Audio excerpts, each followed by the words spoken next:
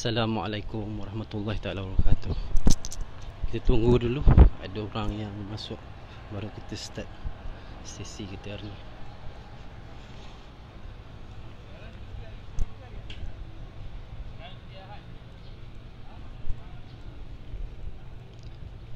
Kita tunggu dulu ya. Kita tunggu beberapa orang, 2-3 orang itu baru kita start sesi.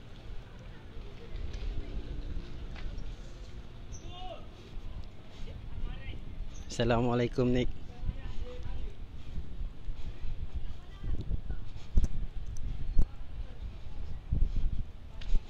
Tunggu dulu beberapa orang. Selamat pagi semua. Dah sarapan belum? Kita tak boleh lambat-lambat sarapan tau. So saya baru balik daripada sarapan ni. Saya singgah kat sini kejap lah, ambil angin, ambil matahari sikit. Hari ni saya tak jogging.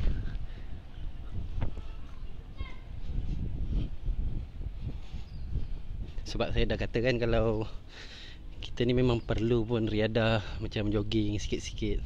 Tapi tak boleh lah hari-hari. Sebab sakit kita reflux ni panas dalam. Malahan kita tak sedar kita panas dalam. Panas dalam tu boleh buat kita sakit yang macam-macam juga. Macam tekanan, mata merah begitu. Macam-macam lah. Rasa macam ketat kat tekak ni. So kalau kita jogging kan, hari tu kita jogging pagi dekat matahari tu, kita memang bagus. Tapi ada juga lah efek sampingan dia. So kita kena faham, bila kita keluar berpanas begitu, kita dapat kebaikan dia. Tapi balik tu kita kena mandi. Mandi dan kalau boleh mandi balik-balik. Tengah hari nanti mandi lagi balik.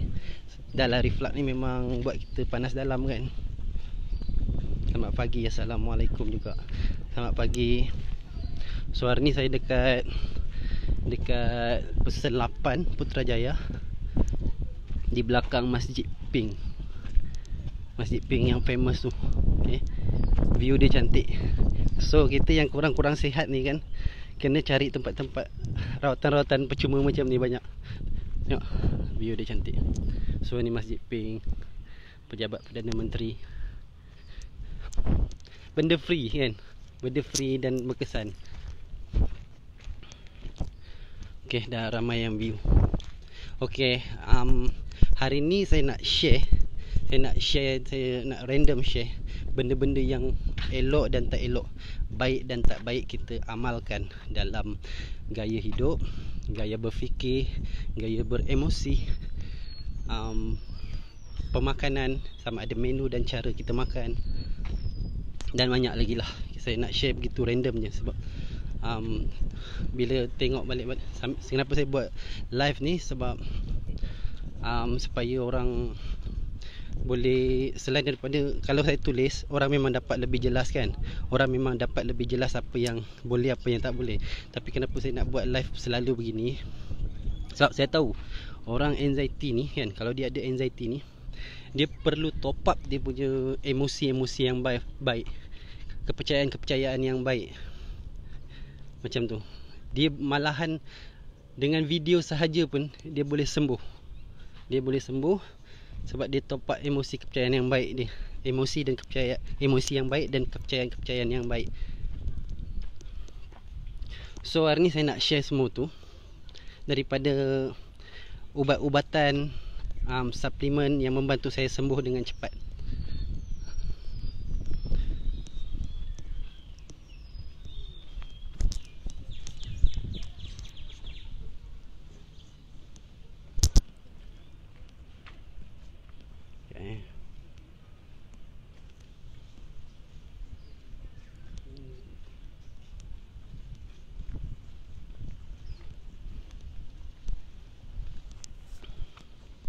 So sebelum ni ada juga yang tanya kat saya kan, ada ambil ubat doktor tak? Saya ada berjumpa doktor dan dapat ubat gitu. Saya makan ke tak ubat tu? Antara ubat-ubat yang saya dapat adalah PPI, orang panggil PPI, omeprazole. Ubat tu dia mengurangkan asid kita dalam perut. Dia merancangkan pam proton kan. Itu dia punya biologi function dia. Dan antaranya lagi ubat-ubat yang antacid ni pun saya ada dapat. Saya makan ke tak, Sebenarnya masa mula-mula kan, masa mula-mula saya tak menyelami sangat sakit ni. Saya pun tak tahu kan. Tapi bila saya makan antacid ni, doktor kata saya gastrik. Saya ni tak pernah gastrik kan. Jadi bila saya makan, saya bertambah teruk tau. Bertambah teruk, saya rasa macam sesak dekat dada, sesak dekat leher. Maknanya saya makan ubat. Tapi saya tetap sama dengan cara hidup saya yang sebelum ni. Yang mana saya akan makan banyak, makan 2-3 pinggan, saya makan banyak. Lepas tu saya makan pedas ke lemak, saya makan yang sedap lah, senang cerita. Saya tak ada ubah cara semua tu. Saya just ubat sebab saya tak sedar lagi penyakit ni macam mana. So tu apa yang saya buat, benda tu menjadi teruk je. Bila saya makan ubat, saya menjadi teruk. Saya rasa penuh dekat ulu hati ni. Ulu hati tu macam penuh. Lepas tu sendawa, saya tak sendawa pun saya rasa macam something kat sini. Rasa ubat tu sentiasa ada. Maknanya macam memang dah penuh lah. Memang perut saya memang dah penuh, tambah pula dengan ubat macam tu. Macam tu. Lepas tu Gaviscon, saya ambil Gaviscon. Tahu tak fungsi Gaviscon tu macam mana kan? Fungsi Gaviscon tu kalau kita minum ataupun kita tuang kat cawan, dia akan membentuk pelampung. Dia akan membentuk pelampung dekat atas. So tujuan Gaviscon tu, dia akan menutup perut kita ni kan. Dekat atas ni katut esophagus tu kan. Katut esophagus dekat kiri ni, bawah ni perut kita. Jadi kalau dia nak reflux, tujuan pelampung tu dia menutup lubang esophagus yang sepatutnya tak ada lubang tu, supaya dia tak reflux. Pun saya akan rasa tak selesa. Yalah, itu semua bukan semula jadi kan berlaku. Dia bantuan ubat, jadi kita akan rasa tak selesa dan efek-efek sampingan dia. Jadi benda-benda tu saya rasa tak sesuai. Saya ambil, jadi saya tak ambil. Bila saya ambil, saya akan rasa benda-benda yang tak elok lah dekat leher dengan dekat dada. Macam tu. Dan sememangnya kita pun faham, malahan doktor pun bagi tahu kan, korang pun mungkin dah tahu bahawa ubat-ubatan ni hanya untuk jangka masa pendek penyembuhan kita kan. Jangka masa pendek penyembuhan kita, bukan kita boleh ambil berpanjangan sangat kan. Dan ubat-ubatan ni ada efek-efek sampingan dia. Setiap ubatan tu ada efek sampingan dia. Bukan kita. So apa yang perlu? Adakah perlu kita ambil ubat ataupun tidak? Jawapannya perlu mengikut situasi. Okey. Tapi yang wajibnya sebenarnya kita ubah cara hidup kita tu, cara pemakanan kita dan menu makan kita. Sebab itulah punca kita punya pesakit ni. Kalau yang dekat reflux lah Kalau dekat reflux, itu punca dia. Itu yang kita kena ubah dulu. Kalau tak, sampai bila dia berterusan lah, malahan bertambah teruk punca sakit kita tu. Punca kita reflux tu cara pemakanan kita dan menu pemakanan kita. So kalau kita ambil ubat, boleh. Masa bilakah kita sesuai ambil ubat? Masa bila? Okey, macam ni. Mula-mula sekali kita kena betulkan balik. Jangan makan banyak, jangan makan benda-benda yang trigger tu, pedas, dan makan kerap. Kan saya dah buat live sebelum ni, bagi tahu macam mana cara makan dia dan kenapa. So makan dengan kerap, tak perlu makan banyak, jangan agak-agak sampai perut tu penuh. So makan dia dalam 1/3 pinggan, ataupun kalau perut tu besar 1/2, separuh lah gitu. Dan kunyah banyak-banyak supaya perut kita tidak perlu automatik memproduksi asid yang banyak untuk perut kita boleh menghadam makanan-makanan tersebut. So kunyah banyak-banyak, kunyah lama-lama kan, biar dia betul-betul hancur. Tewas tak tahan tengok ayam penyet. Yelah. Okey, sebenarnya ada makanan yang sedap tau. Ada makanan yang sedap yang boleh kita makan. Kita kena kumpulkan benda tu. Saya pun mula-mula menu saya cukup simple, telur dadah je. Tapi saya kumpul-kumpul, makin lama makin banyak menu. Ayam penyet boleh, tapi sambal dia tu lah kan. Makan ayam je tapi kurang sedap. No mindset. Okey, so kita back kita paling first step first rules dia bukan ubat. First rules dia adalah ubah cara makan dan menu makan kita. Maksudnya cara makan tu, maksud saya kita makan dengan cara bukan gelojo sebelum ni. Okey, saya sebelum ni makan gelojo, so saya layak untuk sakit ni. Makan gelojo dan makan banyak. Okey, saya makan pedas, makan lemak, semua saya bedal lah kan. So itulah first rules dia untuk sembuh ni, bukan ubat. First rules dia kita ubah cara makan kita dan menu makan kita. Sebab kita sakit benda ni puncanya itu. Jadi itu dulu kita kena ubah. Sambal belacan dan makan pedas-pedas. Alright. Okay, saya terangkan habis-habis satu-satu supaya orang lain boleh rujuk benda ni. Jadi kalau kita dapat ubat daripada doktor, sebaik mana pun ubat tersebut kan, sebaik mana pun ubat tersebut untuk reflux ni, dia boleh jadi sangat tak berkesan dan malahan memburukkan situasi. Sebab yang kita dapat bukan kebaikannya, sebab kita tak ubah benda yang sepatutnya, tapi yang kita dapat adalah efek sampingan ubat tersebut. Macam tu. So kita kena ubah dulu pemakanan kita dan menu makan kita. So rasanya semua tahu apa menu-menu makanan yang tak boleh dan apa yang boleh kan. Macam tu. Boleh. Jadi itu adalah first rule. Dan masa bila kita makan ubat pula, takkan kita percaya bahawa kita kena ubah tu je menu pemakanan dan cara makan kita. Kita tak perlu ubat lah. Kita menafikan kepakaran-kepakaran biologi yang doktor ada kan. Menafikan kewujudan ubat tu tak perlu dah begitu. Tidak, sebenarnya ubat tu memang perlu juga kan. Apabila kita dah berpantang, kita dah ubah cara makan kita, kita dah ubah minum makan kita kembali kepada cara yang baik, ataupun yang cara orang berpantang nak sembuh kan, kita dah ubah tapi reflux masih terjadi. Okey, jangan expect kita ubah cara makan kita dan ubah minum makan kita, kita terus tak reflux, terus sembuh kan. Lepas tu salahkan cara penyembuhan kita tu salah. Tak, jangan expect terus sembuh. Dia ada step dia, ambil masa kan. Mungkin kadang satu hari tak jadi, besok dah jadi, ataupun lusa gitu, kadang seminggu. So masa kalau kita berpantang pun kan, kita berpantang pun hari ni masih jadi, maksudnya reflux tu masih teruk, masa tu kita perlukan ubat tersebut. Ambil ubat tersebut. Contohnya ubat, kalau doktor bagi ubat yang terkawal ni macam omeprazole, yang prazol lah kan, ambil ubat tu. Ini ubat doktor tahu. Ataupun Gaviscon, tahu kan function Gaviscon, tadi saya dah cakap. Boleh ambil Gaviscon, boleh ambil, tapi jangan perut penuh sangat tahu. Jangan, nanti tak ada ruang untuk pelampung tu nak timbul dekat perut kita. Boleh tengok YouTube macam mana Gaviscon punya fungsi, macam mana Gaviscon, cara Gaviscon bekerja. Kalau perut kita penuh, sesaklah kita kan. So fahami tu semua. So masa kita perlu ubat adalah masa reflux tu dah tak terkawal. Walaupun kita berpantang, cara kita semua cantik, tapi masih lagi jadi, ambil ubat tu. Ambil ubat tu masa tu. Bukan kita nak ambil setiap masa. Kat time kita sihat pun stop lah ambil kan, sebab dia ada efek sampingan. Faham? Lepas tu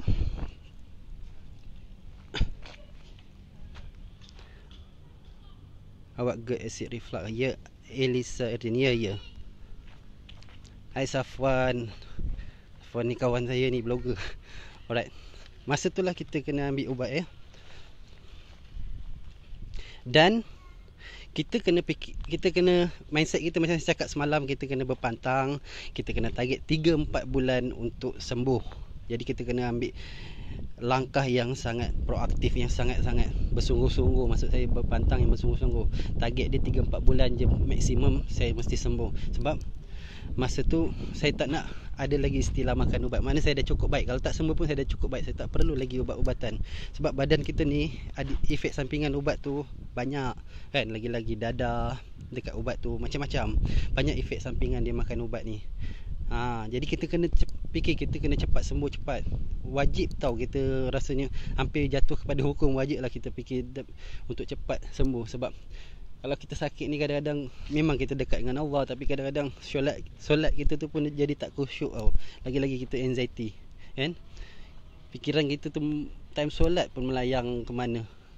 Nama je kita solat kan, tapi sebenarnya bukan kita solat sebab Allah suruh, tapi kita solat sebab kita rasa minta tolong pada Allah gitu kan. Tapi kita punya solat tu melayang-layang tau, berfikir pasal penyakit kita. Macam tu lah. Begitu juga dengan kehidupan kita, anak-anak kita. Kalau ada isteri, suami kita memerlukan kita, kita tak boleh nak sakit selama-lamanya kan. kita boleh sembuh, jadi kita usaha sembuh. Allah janjikan kan, setiap usaha tu mesti ada kebaikan kepada kita.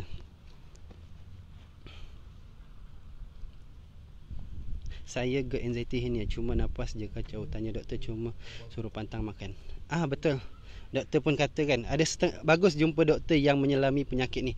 Setengah doktor kan, doktor ni dia banyak dia punya jabatan, dia punya kepakaran masing-masing. Ada yang dia pakar untuk general tapi dia tak menyelami semua. Ada yang pakar untuk jantung je. Sebab ada gitu kan doktor kan, ada pakar jantung je. Jadi dia mungkin tahu sikit-sikit, jadi tak ambil tahu sangat. So untung kalau jumpa doktor yang menyelami sakit ni. Bukan semua doktor menyelami sakit ni ya. So pantang makan tu penting lah, rules number 1. So untuk ubat-ubat tu pun tidak boleh dinafikan. Boleh membantu. Tapi kita tak boleh bergantung kepada ubat-ubatan. Apatah lagi kita makan, ambil ubat je, kita tak ubah benda yang saya cakap tadi.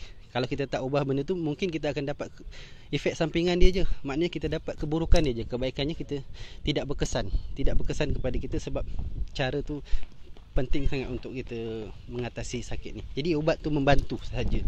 Dan ubat tu kita kena berpantang tu ketat-ketat, sebab kita target kita tak nak makan ubat lama-lama kalau boleh. Macam tu.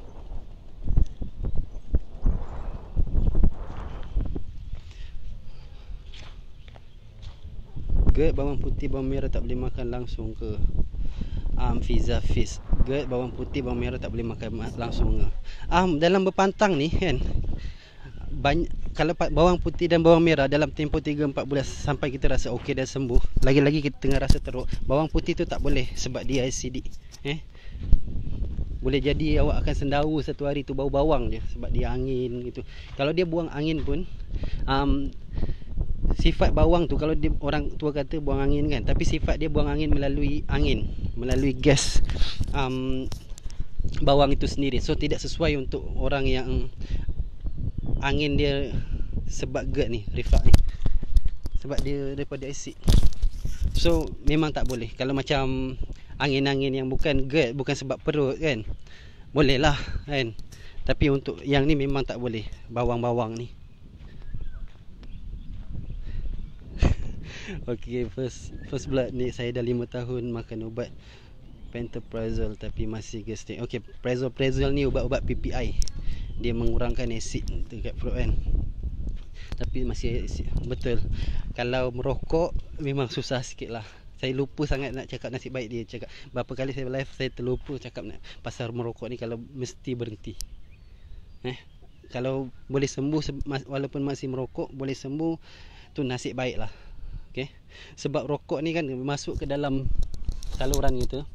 Saluran apa ni, sifat dia keluar balik melalui atas. So kan angin-angin ni, kita reflux ni, saya cakap kita kena minum air banyak, jangan banyak sendawa. Sebab apabila kita sendawa, gas tu ada benda yang keluar daripada katup esofagus kita. Ini katup esofagus ni, perut kan, ada benda yang keluar ini membuatkan dia terbuka. Sebab benda yang kat bawah ni, jangan biarkan banyak benda keluar kat sini. Jangan bagi dia cenderung dan selalu keluar daripada situ. Bila kita sendawa, dia akan biasa terbuka sebab benda-benda kat bawah. Maka sebab tu dia akan longgar dan dia boleh terbuka sebab asid nak naik. Begitu. Sama juga rokok, sifat dia akan nak keluar balik kan lepas kita hisap. So memang rokok kita kena berhenti. Kalau kita boleh sembuh dengan walaupun masih merokok, itu kita bernasib baik lah. Kalau tak boleh berhenti, kurangkan pun dah cukup baik. Macam tu.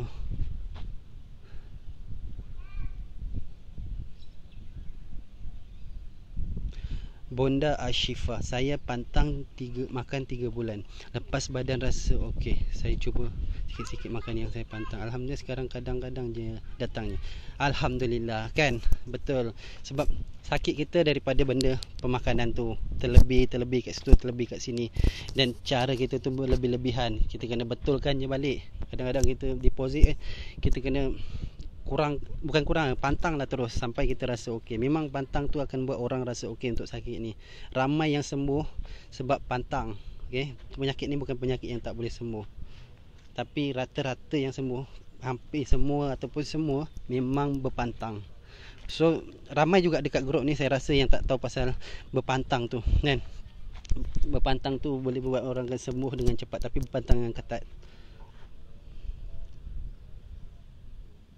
Simptom saya cuma dekat nafas, perut dah okey, tak pedih hati, cuma kembung je dalam 4 bulan. Marisa Afiq. Okey Marisa Afiq, awak teruskan je berpantang kan. Untuk nafas tu pun awak kena pantang. Pantang dia, menu pemakanan tu pun boleh buat kita macam sesak nafas. Lepas tu mandi kerap. Orang ada reflux ni kena mandi kerap sebab dia ada panas dalam. Tahu tak sifat panas dalam tu macam mana? Asid tu kan, kalau asid ni, kalau kita tengok kartun lah, dia menggelegak-gelegak. Bukan saja-saja orang buat kartun tu buat asid tu menggelegak. Sebab itulah sifat asid tu, dia macam melepaskan wap-wap. Faham? Wap-wap. Wap-wap ni ataupun benda-benda macam angin ni, sifat dia bebas ke atas, cenderung ke atas. Kalau air kita lepas kat botol, sifat dia ke bawah, betul tak? Tapi kalau wap ni panas dalam ni, sifat dia ke atas. Macam kita masak nasi lah kan, dekat rice cooker kan, panas tu dia, sifat dia naik ke atas. Sebab tu lah orang reflux tu begitu. Dia rasa selalu pening-pening, benda-benda yang kat kepala, dia efek kat kepala kan, mata kabur. So mandi kerap. Lepas tu kita rasa macam ada orang yang tinnitus. Ini saya sendiri tinnitus 24 jam selama sebulan kan. Apabila antara kesembuhan saya daripada tinnitus tu, saya mandi kerap antaranya lah. Ada banyak yang saya buat. So mandi kerap. Masa mandi tu lagi baik kalau boleh mengurut.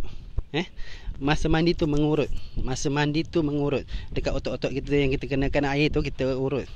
Dekat ruang-ruang yang ada angin tu kita tolak. Angin dia panas, angin dia jahat, kita tolak. Faham? Masa mandi tu kita senang kentut kalau kita susah kentut, insya-Allah. Sebab angin dia tu panas. Bila angin panas, sifat dia lagi cepat nak ke atas tau, dia naik ke atas. Sebab tu kita lebih, kadang-kadang orang yang ada reflux ni, masalah dia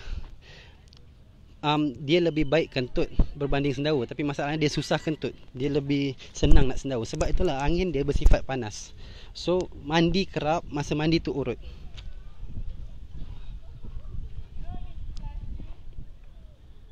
Ingatkan piuman.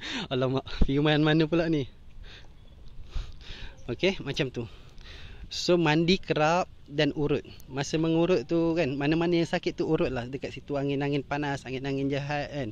Masa tu mungkin kalau korang dah lama tak kentut, korang akan kentut panas. Kentut yang jahat-jahat ni, toksik punya. Satu lagi, orang yang berangin ni, dia akan lagi rasa teruk apabila badan dia bertoksik. Apabila sebelum ni dia makan banyak benda-benda yang tak elok, yang mendorong toksik dalam badan. So apa efek dia apabila toksik banyak dalam badan? Korang pernah, mesti ada yang pernah rasa dia bukan setakat berangin, tapi dekat yang angin tu datang sekali dengan sakit yang menyocok-nyocok sangat-sangat ni. Macam dekat pinggul, dekat lengan, dekat belakang. Selalu dekat bontot tu, atas bontot tu, dekat pinggul maksud saya, atas dekat belakang, dekat pinggang. So toksik sekali. So tu sebabnya korang kena banyak mandi, mengurut-ngurut. Dekat sakit-sakit tu korang urut, cocok-cocok lah. Guna limau nipis. Kalau korang tengok TV kan, tempat sakit tu bukan senang nak hilang kan. Betul tak, sakit-sakit menyocok-nyocok tu. Korang ambil limau nipis. Limau nipis ni ada aroma terapi, bau dia bagus.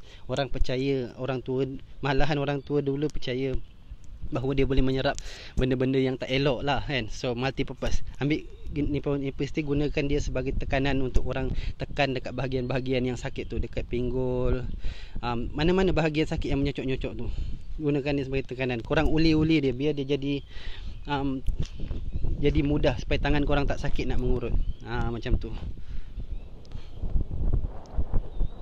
Pantang makan, nak pantang apa ya? Muhammad Hafiz, pantang makan, nak makan apa? Banyak pantang dia.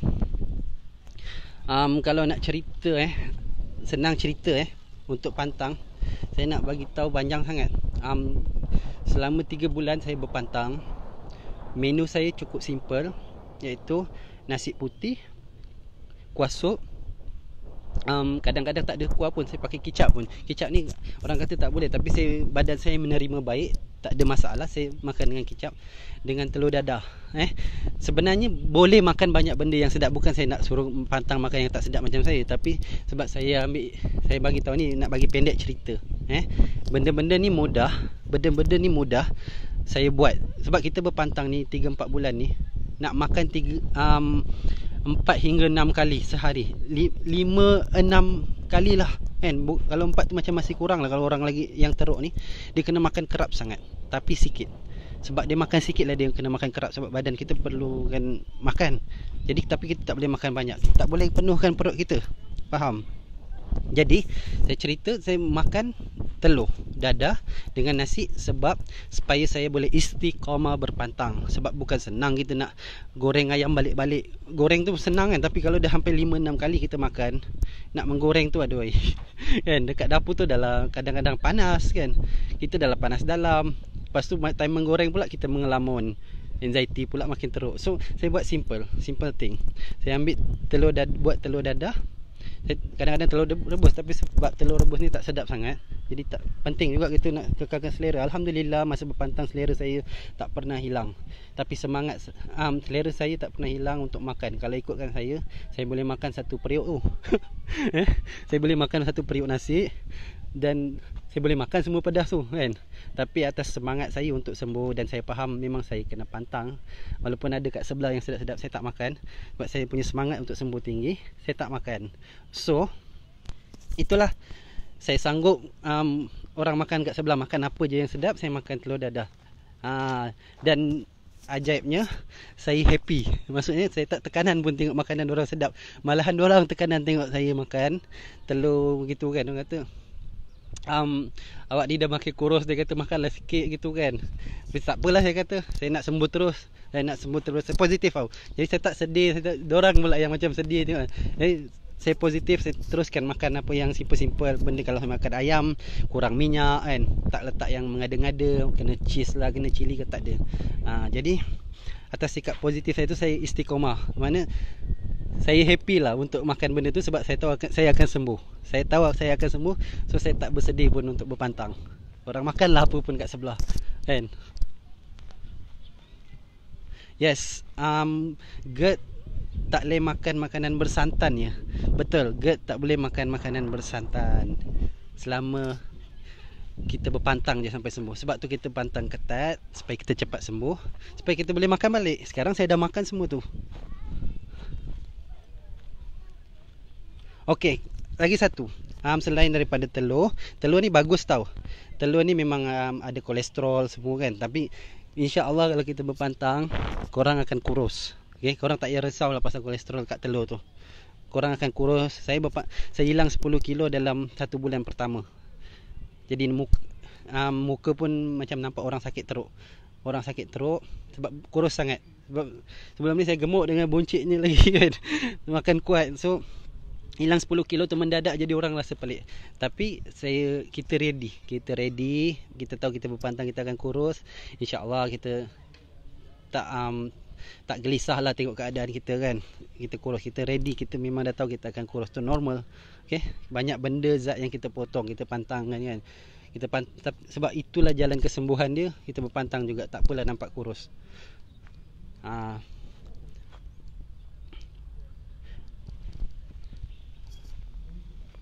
Sayur tu boleh buat sup atau tumis. Okey, sayur pun saya ambil minimal yang senang-senang nak dapat senang nak dapat kat pasar, dekat supermarket, supaya kita memudahkan orang yang jaga kita kan. Saya ambil sayur carrot bagus.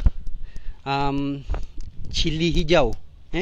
Cili hijau ni jangan ambil cili yang pedas tu pula, cili yang besar tu, yang hijau tu. Yang tak pedas tau. Ada juga yang pedas. Kita kena kikis betul-betul. Ambil cili hijau tu, dia bagus untuk meningkatkan DAO kita. Kalau kita ada histamine intolerance. So cili hijau antaranya. Lepas tu carrot, apa lagi saya ambil? Okey, saya ambil bendi ni berangin tau untuk setengah orang.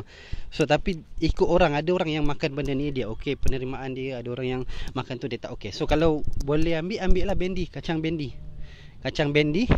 berangin pada setengah orang tau. Kalau korang berangin tak payahlah. Saya ambil bendi sebab saya nak kekalkan saya punya penghadaman tu baik. Sebab bendi ni cukup baik, lendir-lendir dia tu baik untuk penghadaman kita. So saya ambil bendi. Sebab bandit tidak membuatkan saya trigger. Selain tu saya makan sayur peria katak. Peria katak ni khasiat dia bagus untuk darah kita yang tekanan ni kan. Darah, kencing manis. Dia mengurangkan bacaan gula dalam kencing manis pun boleh, peria katak ni. Lagi dia masam, lagi dia pahit, lagi dia bagus. Kalau saya dah biasa makan peria katak ni, saya tak rendam pun dekat garam. Lagi dia pahit, lagi saya suka. Lagi orang kata orang yang pengamal peria katak ni lagi fail. Lagi berkhasiat. Dia bagus untuk kencing manis. So, peria katak ni bagus juga sebab dia mengurangkan kita punya bacaan gula dalam darah. So, bila bacaan gula dalam darah kita okey, tidak sampai macam teruk macam nak kencing manis, kita punya radang, kita punya dalam perut ni, dalam esophagus maupun dalam perut cepat sembuh. Okey, macam korang tahulah kencing manis, kalau orang bacaan gula dia tinggi kan, luka orang tu susah nak sembuh kan. Kalau kat tangan kan dia susah nak sembuh. Itu memang sifat gula tu. Gula tu dalam darah, dia boleh membuatkan luka kita lambat sembuh. So tu saya cakap, pantang gula. Pantang terus. Dia bukan ambil sikit, tak payah ambil terus. Kalau boleh jangan ambil gula. Rasanya tak mati pun ambil gula dalam tempoh berpantang ni, 3-4 bulan. So cut terus gula. Ada orang kata kena ambil sikit sebab keperluan badan. Memang betul keperluan badan, tapi sekarang keperluan kita adalah untuk sembuh dulu kan. Kita untuk sembuh benda yang ni 3-4 bulan. Stop dulu gula. Kalau ada duit, ambil stevia. Stevia tak mahal sangat kan, gantikan dengan stevia. Stevia ni manisan yang boleh menggantikan gula lah. Ambil stevia. Dalam 3-4 bulan ni je sampai sembuh. So stop gula tu wajib lah untuk sembuh. Sebab bila radang, luka yang kat dalam ni yang boleh membuatkan kita teruk reflux. Kejap banyak bercakap, kena minum air sikit.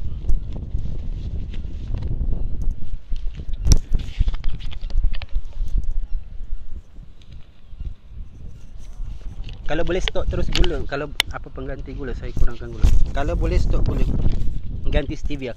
Stevia tu cukup manis. Mungkin tidak sesedap gula lah hangat, tapi bukannya tak sedap, kurang sedap sikit je lah. Mindset je kan. So stop gula, ganti stevia. Stevia, S-T-E-V-I-A. Ganti kepada stevia. Boleh juga ganti kepada madu asli. Tapi kenapa saya tak suggest madu asli tadi, sebab takut korang tersalah beli. Dekat luar tu banyak madu asli yang tulis madu asli tapi bukan asli pun, dia ada campuran gula.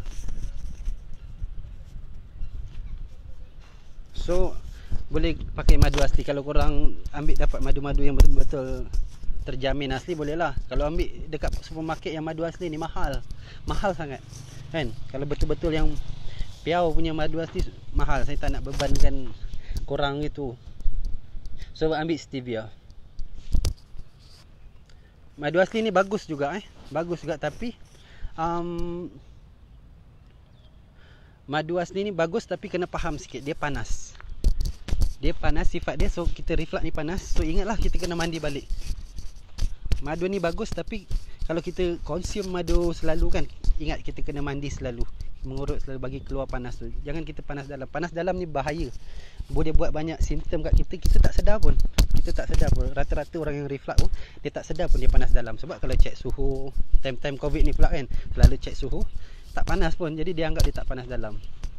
Dia boleh buat orang berdesing telinga, masalah saraf-saraf gitu, sebab panas tu. Tekak merah, manjang.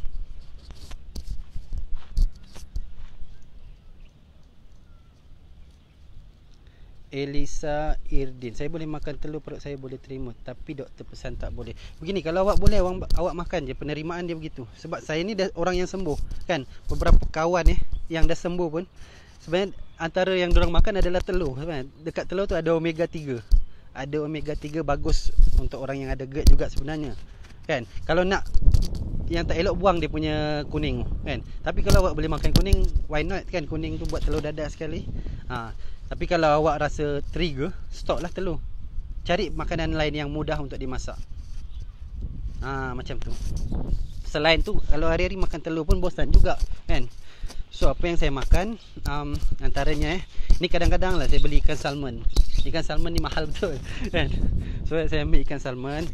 Saya makankan nasi sikit, 1/4 kan. Saya makan nasi sikit 1/4. Saya makan kerap sehari hampir 6 kali, tapi nasi tu sikit 1/4.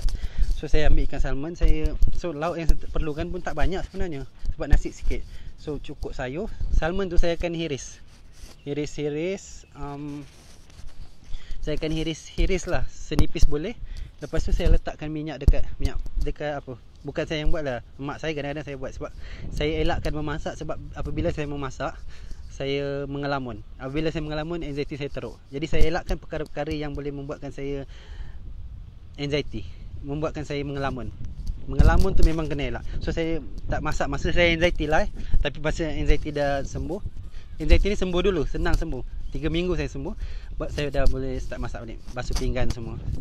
So mak saya masak, saya pesan kat dia, minyak tu nipis sikit sangat, asalkan supaya ikan tu tak melekat. Kalau ayam, supaya ayam tu tak melekat. So saya akan masak, goreng je, simple. Saya goreng dekat kunyit, serbuk kunyit ataupun serbuk kunyit hidup, tumbuk-tumbuk lagi bagus, sebab kunyit ni bagus untuk luka dalam. So saya letak garam. Garam pun garam Himalaya lah kan. Kalau tak dia garam biasa boleh. So saya akan tekap-tekap. Bila nipis cepat je dia masak kan. Jadi tak perlukan minyak yang banyak. Lepas tu makan dengan sayur-sayur saya yang saya rebus tadi tu kan. Tumis pun boleh sekali-sekala. Tapi itulah dia punya trik, minyak jangan banyak. Minyak memang tak bagus untuk panas dalam, memang tak bagus untuk luka kita. Walaupun minyak tu minyak zaitun, walaupun minyak tu minyak zaitun, dan minyak zaitun dipercayai ada antioksidan, tetap kurangkan.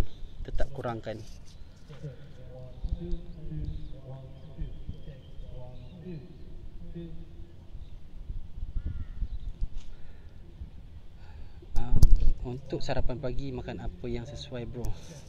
Okey, Seri Kesidang. Macam saya cakap, saya tak mengada-ngada masa berpantang untuk memudahkan diri saya istiqamah berpantang, orang-orang yang menjaga saya.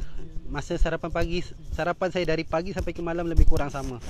Saya akan makan nasi putih dengan lauk-lauk tersebut. Sebabnya kita dah kena stok gula kan. Kita dah stok gula, kita dah, untuk kita punya radang cepat sembuh, kita ganti dengan stevia kan. Lepas tu tepung gluten tu kita kena stop. Apa makanan yang ada gluten ni, yang pakai berasaskan gluten ni? Antaranya tepung, kuih muih memang kena stop lah. Roti canai lagilah dengan minyak sekali. Kalau kuah kari lagi pedas kan, memang saya stop. Walaupun saya, itu makanan rutin saya sebelum ni, roti canai. Nasi goreng pun saya tak makan dah, sebab berminyak sangat. Kadang-kadang memang asing lah saya punya. Sebab 3-4 bulan je kan. So saya stop. Mi pun saya tak makan, sebab dia daripada tepung gandum, dia buat daripada tepung gandum kan. Apatah lagi makanan-makanan segera, makanan dalam tin, roti-roti, tak boleh. So memang saya, makanan saya nasi kan, makanan dia nasi. So soalan yang sesuai dekat situ, bagus makan nasi ke makan bubur? Sebab bubur ni lembut kan. So mengikut apa yang saya rasa, nasi tu lagi bagus, sebab kita dah berpantang banyak kan. Makan nasi ni boleh buat kita rasa macam puas sikit. Makan bubur macam merasa tak makan pun ada bila kita dah berpantang. So keep makan nasi. Nasi tu masak lembut lah kalau boleh. Masak lembut, punya banyak. Betul. Tapi saya sejak berpantang telur, saya rasa asid Rifat dah kurang dekat hati. Tapi saya makan banyak bakar-bakar je. Kalau macam tu boleh teruskan macam tu lah. Teruskan macam tu. Betul, nak sembuh tu kena usaha, kata Elisa. Betul, kita berusaha, bukan kita usaha lebih sikit, bukan kita bergantung kepada ubat je. Kita fahami sakit ni memang dia bukan jenis yang sembuh dengan ubat sahaja. Dia sembuh dengan perubahan kita yang kena berkorban lah, boleh kata berkorban. Kalau kita buat ketat dengan bersungguh-sungguh baik, insya-Allah 3-4 bulan je, tak lama. Tapi kalau kita macam selalu skip, ada cheat day, makan rasa sikit, boleh jadi berpanjangan. Rasa sembuh sikit dah makan gitu kan, boleh jadi sakit kita tu berpanjangan. So insya-Allah, Allah dah janjikan kan, untuk orang yang berusaha tu mesti ada balasan dia.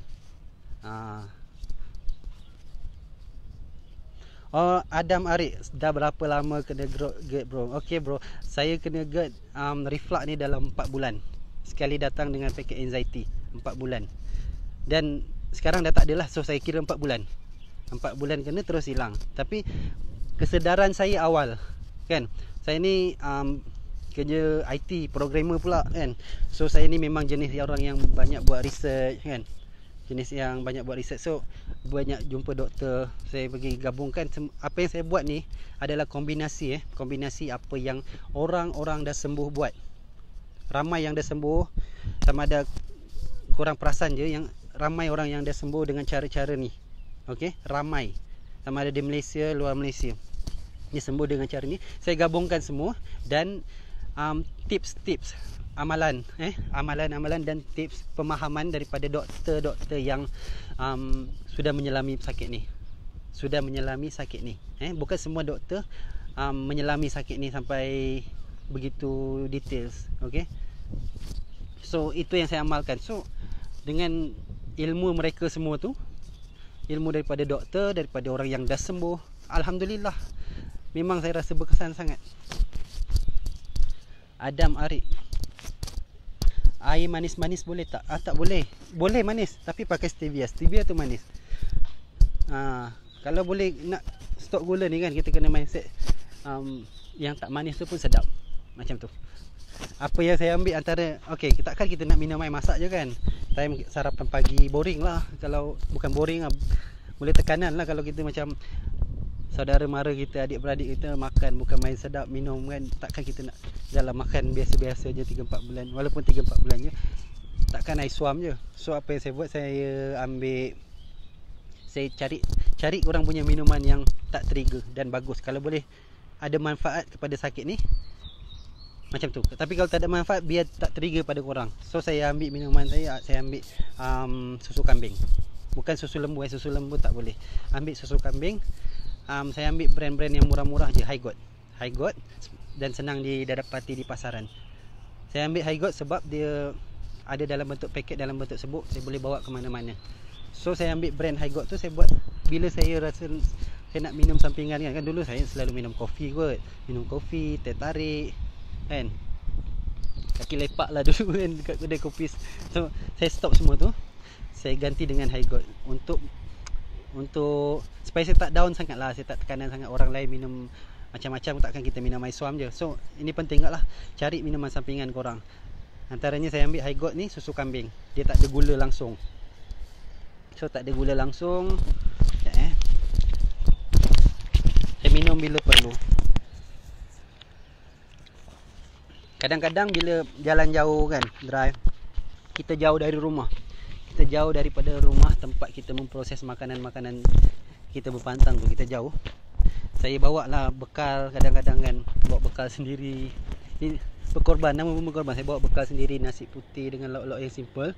Lepas tu kalau lama sangat kan kita kena makan kerap. Kadang-kadang dah makan tu beberapa jam selepas tu, kita makan sikit, kita dah rasa macam bakal-bakal nak berbunyi perut, bunyi asid tu nak datang. So saya adanya air sampingan tu, Highgot tu, dia boleh membantu mengurangkan rasa angin tu, rasa kenyang. So saya sentiasa bawa lah minuman sampingan saya tu, Highgot. Yang mana memang korang tahu saya sentiasa bawa botol air kan. Walaupun saya sembuh ni, saya masih bawa botol air sebab saya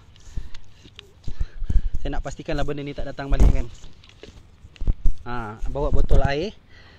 Jadi bila macam dah makanan pun habis, minum air tu kan, saya cakap kita kena minum kerap supaya kita boleh flush asid tu sebelum dia menjadi reflux. So saya minumlah susu kambing tu. Senang jadi bancuh dengan air sejuk pun, saya kocak-kocak dekat botol, dah boleh minum. Dah boleh mencegah saya reflux bila tak ada bekalan makanan. Okay. So mungkin yang terlepas live ni, saya rasa saya perlu bagi tahu juga, korang kena bawa botol air sentiasa.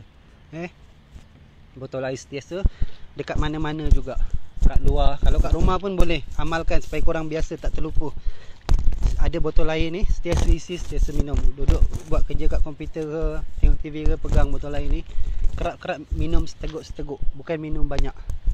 Sebab kita tak nak perut kita penuh. Tujuan dia kita kecuali kita dahaga lah kan. Kalau dahaga minumlah banyak, bukan saya halang minum air banyak. Cuma saya nak bagi tahu pemahaman dia, minum kerap bukan minum banyak. Supaya perut kita tak penuh dan supaya kita selalu basuh saluran-saluran pemakanan kita sampai ke esofagus ni, perut. Okey, kita basuh. Kan kita punya sakit ni reflux. Reflux tu asid perut ni asid perut ni naik ke atas. Dekat sini tertutup tu, dia terbuka naik ke atas. Dia naik ke saluran pemakanan kita, sama ada di dalam bentuk cecair ataupun gas asid tu. Okey. So kita kena minum air banyak supaya dia flush, dia bersihkan balik, sebab tempat asid tu bukan dekat sini.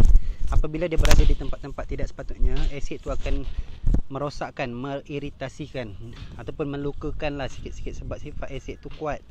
Hanya perut tu asid tu dicipta untuk perut ni. Dia boleh tahan dekat perut ni, dia menghadam makanan, menghancurkan makanan. Tulang pun boleh hancur dalam ni kalau kita makan tulang, sebab asid tu kuat. So kita tak nak dia naik ke saluran-saluran ni. Orang panggil reflux dah kalau kat sini. Dia akan membuat iritasi.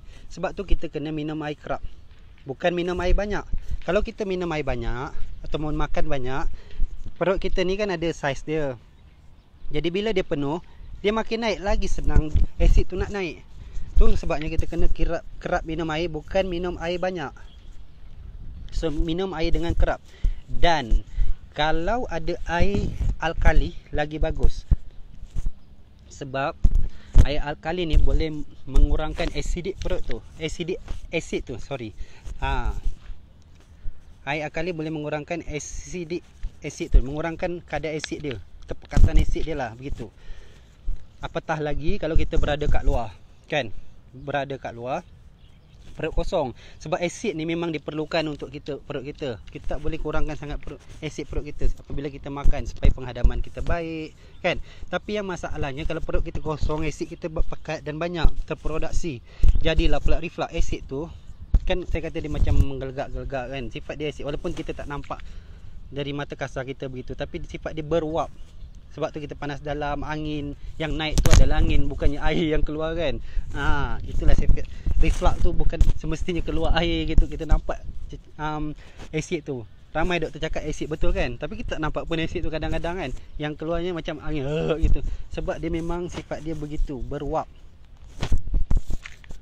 So kita kena minum banyak. So uap tu pun kalau kita minum banyak, dia boleh membantu. Satu, dia boleh flush asid tu sebelum kita reflux. Satu lagi, dia boleh membuatkan kita tak sendawa.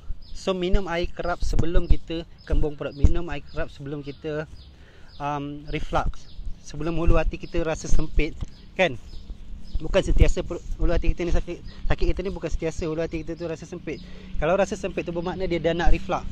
Ni katut esofagus ni tertutup, dia nak tolak-tolak dia nak try, dan dah banyak dah naik. Macam ni lah botol air ni bawah ni perut kita contoh. Ini katup tu. Katup tu bentuk dia macam dubur, ya, macam dubur. Kalau ada makanan yang lalu dia terbuka besar, bukan dia buka, dia macam fleksibel. Lepas tu dia tertutup balik bila benda tu dah jatuh. Macam najis kita begitu, kan, jatuh dia terus tertutup balik. Itu sifat dia. Dia tertutup balik. Tapi yang masalah kat kita sekarang ni, benda tu dah tak kuat. Sometimes ada yang dah terbuka je memanjang. Kalau macam dia terbuka je memanjang sikit. So uap tu sentiasa buat kita nak sendawa, macam tu. Dan ada juga yang tak tertutup lagi, belum teruk lagi. Dia tak terbuka lagi, dia belum teruk, tapi dia senang nak terbuka sebab kita teran-teran sendawa. Kita biasakan diri kita sendawa.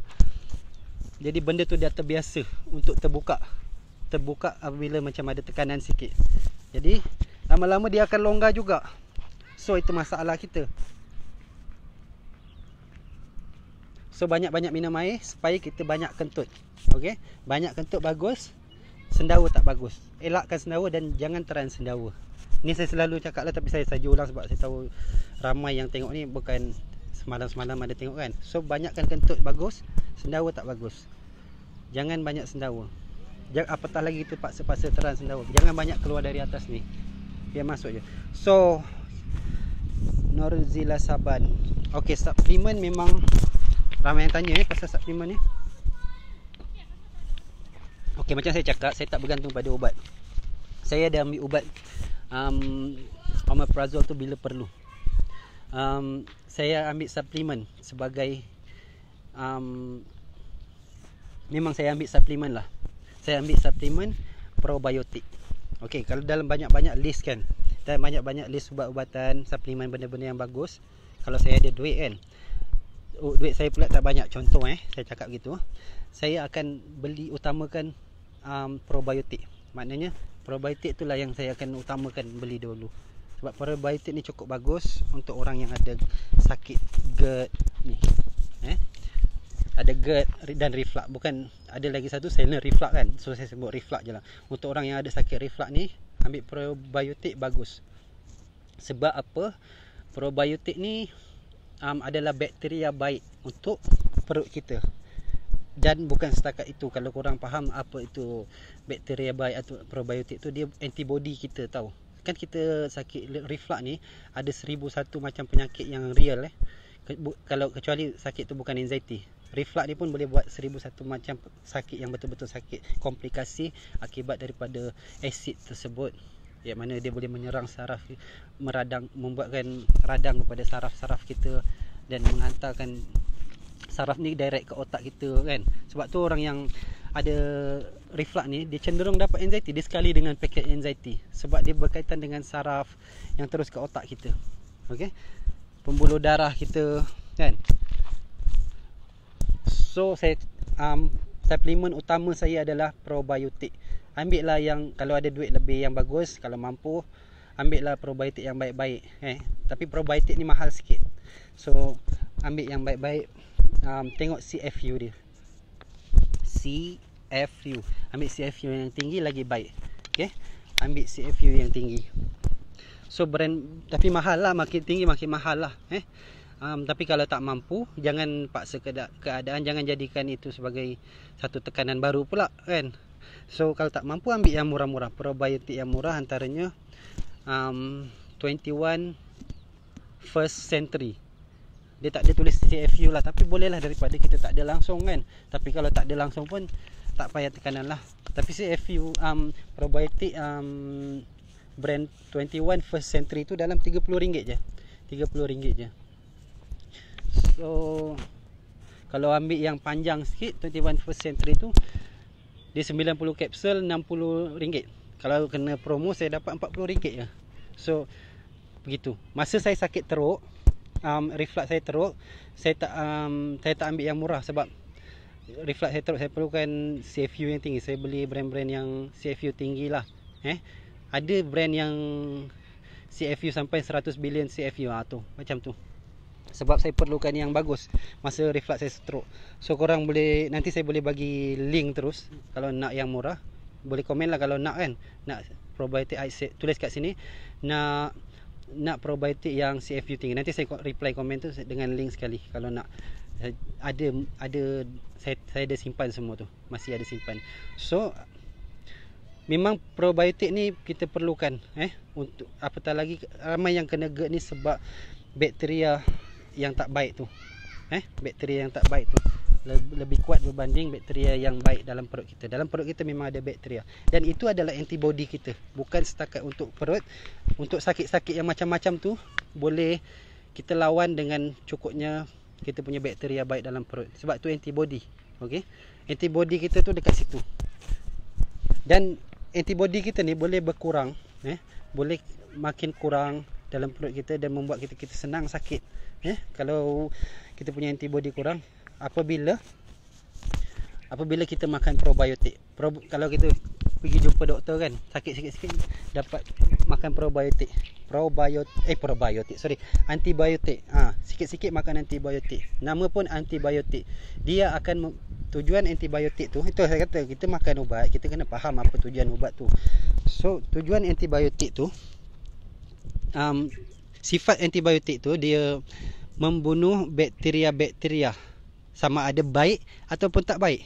Okey, memang settle masalah kita. Macam tu kita demam, kalau sebab bakteria, memang cepat kita sembuh bila kita makan antibiotik. Tapi dalam masa sama, dia membunuh sekali bakteria baik kita. Maknanya antibody kita dah kurang. Sebab antibiotik tu membunuh sekali antibody kita, membunuh sekali bakteria baik dalam perut kita tu, dalam diri kita. So kalau lepas ni bolehlah kita tukar mindset. Kalau anak-anak kita sakit, saudara mara kita sakit, jangan terus pergi cari antibiotik.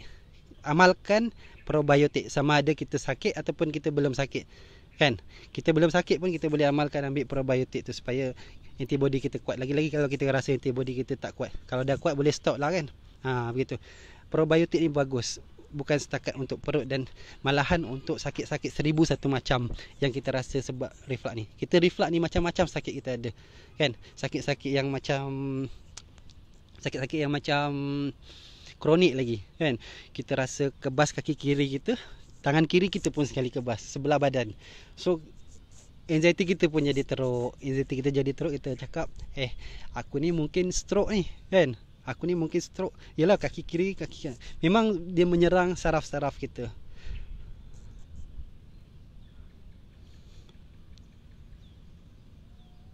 Okey, Rich Evali, kalau probiotik dan prebiotik combine boleh ke? Boleh. Okey. Prebiotik ni merangsang probiotik, just alternatif, tapi dan prebiotik ni tak mahal. Probiotik tu yang mahal, tapi saya tekankan probiotik tu yang kita kena utamakan. Tapi kalau okey, ambil sekali probiotik, sebab probiotik tu akan meningkatkan keberkesanan kita punya probiotik tu. Probiotik ni antara yang terbaik lah. Ambil, senang cerita satu benda je. Kalau nak ambil probiotik, probiotik memang saya tekankan, ingat, itu yang bagus sangat, suplemen utama dia. Tapi prebiotik, PRE tu bukan itu yang saya maksudkan. Itu just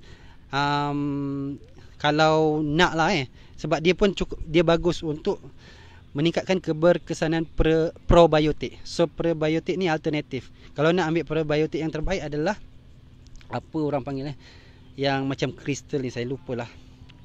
Saya ada lagi kat rumah tu, macam brand Almana Arabic Gums. Arabic Gums ni murah je. So just alternatif je. Probiotik je nama apa? Nanti saya bagi link-link option untuk probiotik dekat komen awak macam tu. So ambil probiotik, amalkan. Kalau korang selalu reflux sakit teruk, macam berpantang pun reflux, ambil probiotik 1 biji, masih lagi macam rasa tak ada perubahan, ambil 2 biji. Kalau tak ada perubahan lagi, ambil 3 biji. Walaupun dekat situ tulis 2 biji sehari kan, ambil 3 biji. Sebab ini apa yang saya buat. Saya buat masa saya sakit teruk, masa mula-mula lah masa mula-mula baru ambil probiotik ni, saya makan 1 biji tak jalan, macam tak ada apa. Masa tu saya anxiety pula teruk juga. So saya makan 2 biji, okey sikit, tapi masih lagi. Tapi bila saya makan 3 biji sehari, bukan makan sekaligus tau, selang-selang. Jadi 3 biji sekali pagi, tengah hari, malam, lepas makan. Setiap kali makan yang besar punya, saya makan 3 kali baru rasa okey. Okey, bila rasa okey, makin lama makin okey, saya try kurangkan pula kepada 2. Kalau dapat adapt, maksudnya kita boleh terima dan kebaikan tu berkekalan, tak bertambah teruk, biarkan dia turun 2. Dan lama-lama kita akan sembuh. Jadi makin lama 1. So cara makan dia, cara saya makan probiotik adalah selepas makan. Kita dah makan kan, kita makan kan 6 kali sehari kan, begitu lebih kurang kan. Jadi kita makan, makanan utama kita biasa pagi, di antara pagi dan tengah hari, dan tengah hari tu makanan utama lah kan, mungkin bersama keluarga. So di antara petang, tengah hari dan malam tu petang kan, itu saya tak kira sebagai makanan utama. Saya makan juga nasi, tapi saya tak makan ubat. So 3 kali saya ambil makan lepas malam tu makan besar.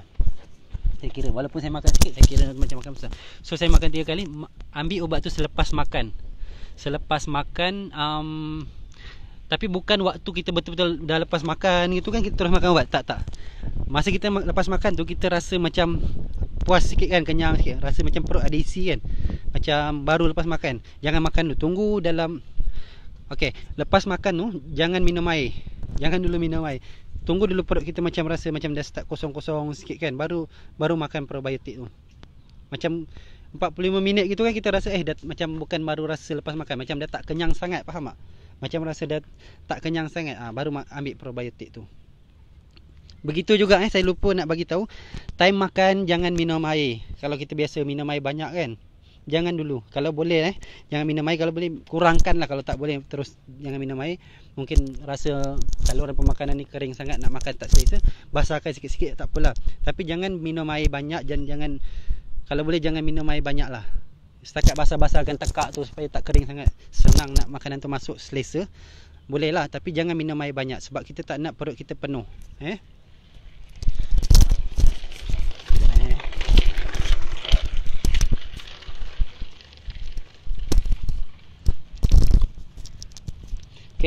Jangan minum air banyak supaya perut kita tak penuh time kita makan.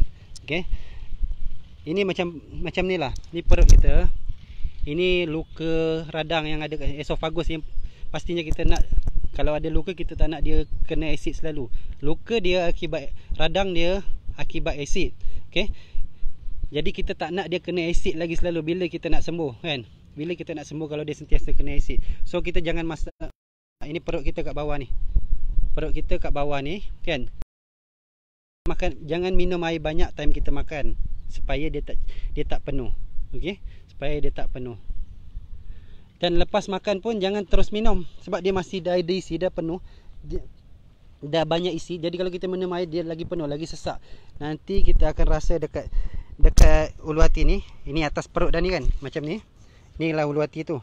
Kita rasa sesak. Perasan tak? Perasan tak kita selalu sebelum reflux ataupun dah reflux kita rasa dekat sini ni sesak sangat, kembung, rasa kembung. Sebab tu wap asid tu dah tolak dah, kita dah makan banyak, kita dah top up banyak. So jangan banyakkan sangat dengan air, tambah pula dengan air. So kena bagi cool down dulu. Maksudnya perut ni biar berkurang sikit.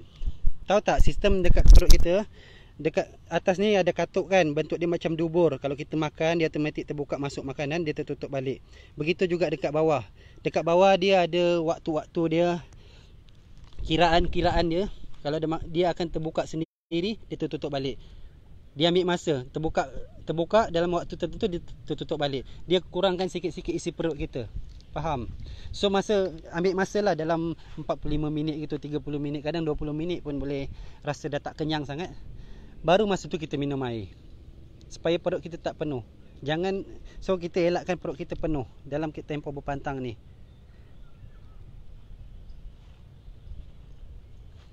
Elisa Irdin, sekarang awak dah sembuh, awak masih berpantang lagi ke? Okey, saya dah tak berpantang dah. Kalau awak tengok profil saya sekarang, saya baru balik dari Penang kan. Sebab saya reward diri saya berpantang lama. Saya reward pergi makan banyak-banyak yang sedap-sedap dekat Penang. Penang kan syurga makanan. So saya reward. Kan saya kata masa saya berpantang memang bersungguh-sungguh punya berpantang, tak skip, tak ada cheat, tipu-tipu, tak ada makan sikit, tak ada istilah begitu. Saya happy berpantang sebab saya tahu saya akan sembuh. So bila saya sembuh sekarang ni, saya dah tak berpantang. Saya pergi makan macam-macam, semua okey. Tapi insya-Allah dengan pengetahuan sekarang, saya dah tahu, yalah Allah dah bagi saya sakit ni kan, tapi Allah bagi saya pengalaman kan. Jadi insya-Allah saya akan gunakan sebagai pedoman saya lah. Saya akan jaga makan saya, tak juga berlebih-lebihan sangat kan. Kita boleh gunakan lah untuk anak-anak kita nanti bila kita ada sakit ni, kita ada pengalaman, kita boleh gunakan pengalaman tu untuk elakkan anak-anak dan orang-orang tersayang kita pula kena sakit ni. Sebab kita tahu kan sakit ni dia punya berat, ya Allah, macam mana beratnya sakit ni kan, kita tahu. So kita jagalah makan anak-anak kita tu penting. Waktu makan, menu pemakanan kan, tak semestinya perlu sedap setiap masa kan. Bukan semua makanan yang sedap tu makanan yang tak elok. Ada juga menu makan yang bagus tapi sedap. So mana kita kena bijak je lah pilih menu pemakanan kita. Macam tu. Begitu juga dengan anxiety. Jangan biarkan keluarga kita ni mengamalkan cara hidup, cara berfikir, cara beremosi yang tak bagus. Kalau bercakap tu sentiasa nak menengking kan. Jadi kita macam cepat nak naik darah, cepat nak emosi. Jangan biarkan anak kita ni senang sedih. Macam diri kita, jangan kita mudah untuk sedih, mudah untuk marah. So macam tu. Begitu juga untuk kita nak sembuh, okey? Kalau kita nak sembuh anxiety ni, kita jangan mudah sedih, mudah marah. Elakkan. Biar kita mudah gembira, mudah kita bersyukur, mudah kita berasa reda. Begitu. Itu kunci dia untuk sembuh anxiety ni. Macam contoh saya keluar ni kan macam dekat tempat-tempat yang cantik kan. macam ni. Okey. Benda-benda ni pun dah buat saya gembira dah, kan? Dah buat saya gembira. Banyak benda lah saya senang gembira, saya senang rasa bersyukur. Benda tu akan buat korang tak ada ruang. Perasaan korang tu kan dah tak ada ruang untuk benda-benda yang anxiety, benda-benda yang pengalaman, benda-benda yang tak elok, untuk bersedih, untuk marah. So korang kena fokus cari kegembiraan dengan mudah. Korang kena jadi orang yang mudah untuk gembira, mudah untuk terhibur, mudah untuk bersyukur. Okay? Itu anxiety tu penting.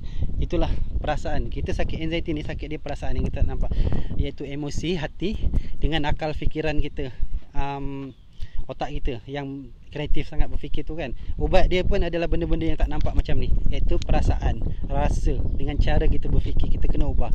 Betul. Itu ubat anxiety. Sangat senang nak sembuh. Kalau korang tengok video yang motivasi, yang bagi tahu, bagi faham korang penyakit pun, anxiety korang malahan boleh sembuh hanya dengan, walaupun hanya dengan video begitu. Bila korang faham penyakit korang ni, bukannya kronik, begini cara dia, korang, anxiety korang boleh hilang. Faham? Itulah cara nak ubat. Lepas tu kadang-kadang tak boleh berhenti berfikir kan, kalau berjoging pun tak boleh berhenti. Cuba setiap hari top up perasaan gembira tu, senangkan kita gembira. Tak perlu dengan benda-benda yang macam ni lah. Kita tak perlu jadi orang yang nak rasa sempurna segala-galanya lah. Macam kalau ini sikap saya sendiri yang sebelum ni saya dah ubah lah. Contohnya kalau saya nak buat sesuatu tu, biarlah orang nampak hasilnya bagus sangat, perfect sangat. Tak perlu expect pun begitu. Contohnya macam kita cepat reda lah. Bukan, kadang-kadang kita buruk sikit tu biasalah kan. Ramai lagi orang yang buruk.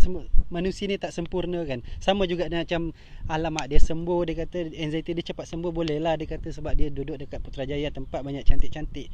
Dah pula kan negatif kan.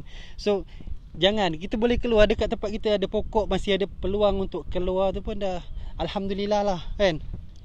Dah alhamdulillah, kita dah bersyukur. So jangan, kita biar cepat rasa bersyukur kita tu.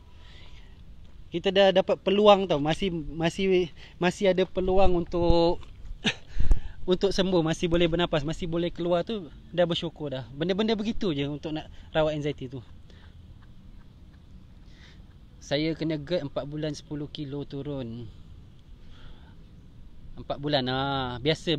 Saya kena 1 bulan 10 kilo saya turun. Tapi dengan berpantang sekali. So biasa. Bagus sebenarnya. Amy pun okey. Assalamualaikum sahabat. Waalaikumsalam Mi, apa khabar? Wah, kau pun ada dekat grup ni. Kau sakit, pernah sakit juga ke anxiety reflux? So macam tu. Biasalah kalau kita kurus tu bagus sebenarnya untuk orang reflux. Jangan risau sangat. Masa untuk kurus tu kan, body kita ni Allah cipta dah auto. Auto, semua bagus. Kalau kita luka dekat tangan ni, dia akan sembuh sendiri. Tanpa kita buat apa, kita makan tidur, dia akan sembuh sendiri. Itulah sistem badan kita, Tuhan dah cipta sempurna, automatik. So begitu juga kalau kita sakit kan. Kalau kita macam ada bakteria kat badan kita, kita akan demam. Ada tujuan dia kenapa badan kita panas, sebab dia badan kita melawan bakteria tersebut, kuman tersebut. So begitu juga virus, kalau ada virus kan, badan kita akan demam, dia melawan. So begitu juga kalau kita kurus, sebab sakit reflux ni bagus sebenarnya kalau kita kurus sakit reflux. Apatah lagi di bahagian perut kan, kalau kita buncit. Sebelum ni saya buncit kan, sekarang dah tak buncit, six pack. Okey gurau. Okey, kalau perut kita dah kurus, lagi bagus, sebab kalau ada lemak dekat perut, dia akan lagi senang kita untuk reflux. Sebab lemak tu menekan perut kita, wap daripada asid tu lagi senang nak naik dekat esophagus kita tu. So kurus tu bagus, lagi senang untuk berpantang.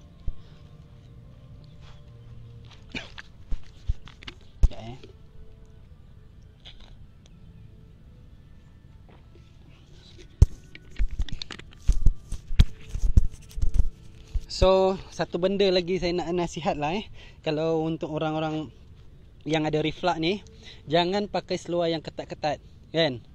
Jangan pakai seluar yang ketat-ketat, macam tali pinggang tu longgar kan. Tali pinggang tu longgar, jangan pakai ketat-ketat. Makan pun janganlah, sebab kita makan pun tak makan banyak kan. So tali pinggang tu longgarkan. Kalau boleh kat rumah tu pakai kain pelikat je lah kan. Kerap pakai kain pelikat. Jangan pakai yang ketat-ketat lah. Kalau berjoging kan, kita pergi keluar beriadah tu, elakkan pakai seluar yang betul-betul rasa ketat. Selalunya seluar yang bergetah kan, dia buat kita rasa ketat dekat bawah ni. Pakai seluar yang bertali, yang tak ada getah. Tu elok time kita keluar. Elakkan pakai yang ketat-ketat. Sama juga macam perempuan yang pakai bengkong ni. Perempuan yang pakai bengkong contohnya senang lebih berisiko kena GERD tau.